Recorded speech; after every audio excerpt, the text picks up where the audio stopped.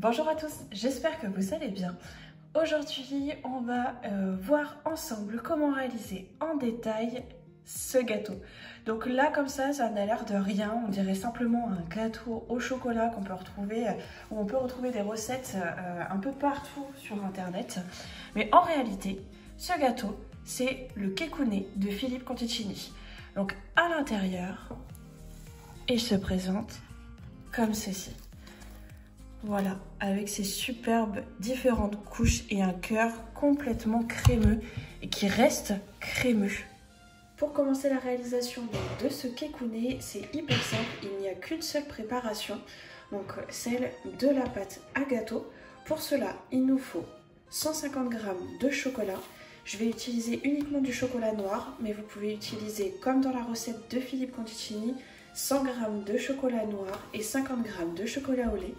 Il nous faudra 120 g d'œufs, ce qui correspond soit à 3 petits œufs, soit à 2 gros œufs. Il nous faudra également 55 g de sucre, ici c'est du sucre roux, 60 g de farine. Là j'ai de la farine de riz. Vous pouvez utiliser 60 g de farine T45 ou comme dans la recette initiale, faire un mélange de 45 g de T45 et 15 g de farine de châtaigne. Il nous faut une pincée de sel, ici c'est de la fleur de sel, et 115 g de beurre. Donc pour commencer, on va tout simplement faire fondre notre beurre avec nos 150 g de chocolat noir. Pour la fonte du chocolat et du beurre, très simple, vous avez deux possibilités. Soit vous les mettez au bain-marie, donc au-dessus d'une casserole avec un fond d'eau, il ne faut pas que le bol touche l'eau. Ou alors, vous pouvez aussi très bien, comme ce que je vais faire, le mettre par à-coups de 30 secondes dans le micro-ondes jusqu'à ce que ce soit complètement fondu. Donc faites bien attention de le mettre par à-coups de 30 secondes pour ne pas cramer le chocolat car ça va très vite. Notre chocolat et notre beurre sont maintenant fondus. Donc ça, on va le laisser de côté pour que ça revienne à une température correcte afin de pouvoir l'intégrer dans nos œufs.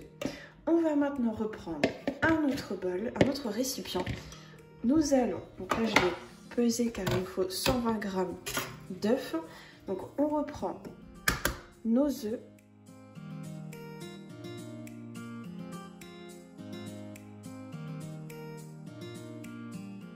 Alors là, ça me fait que 100 g.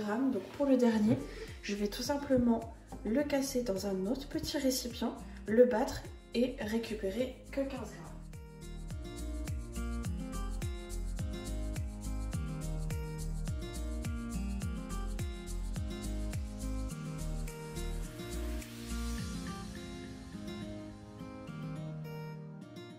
Maintenant, on intègre nos 55 g de sucre.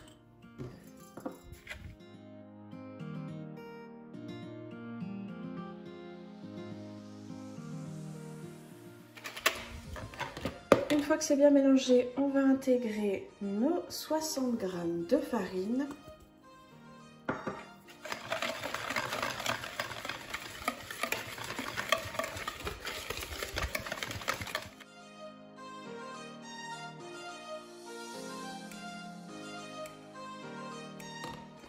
Et notre pincée de sel.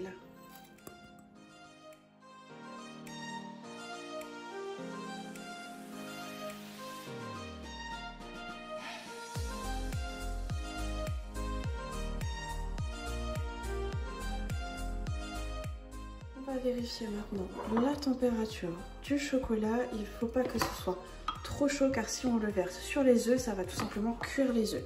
Pour vérifier la température d'un chocolat, si vous n'avez pas de thermomètre, il suffit de tester avec cette partie de votre doigt. Et si c'est plus chaud, il faut patienter encore un peu. Une fois que le chocolat est revenu à bonne température, on va tout simplement le verser dans notre préparation avec les œufs et le sucre et tout mélanger.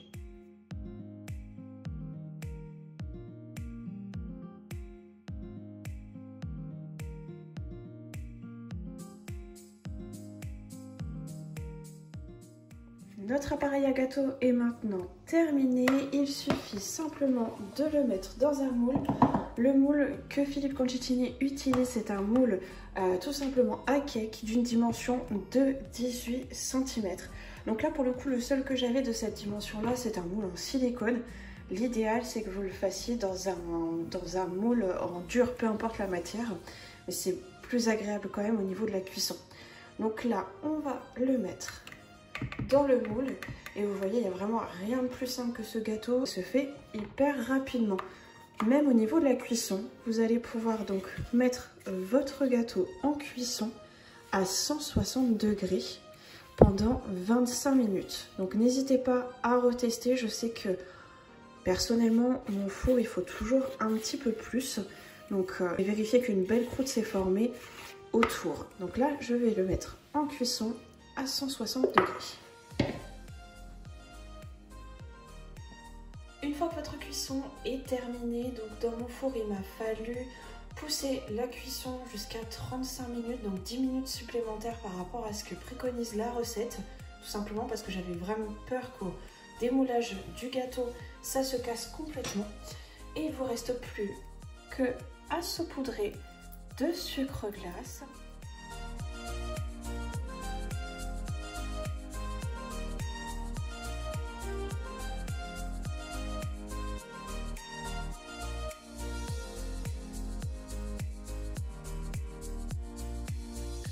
Voilà, parfait.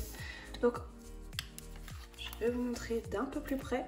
On voit bien qu'il y a une croûte qui s'est formée, une texture un peu plus fondante à ce niveau-là. Et vous avez le cœur qui est complètement crémeux. Donc, vraiment hyper gourmand.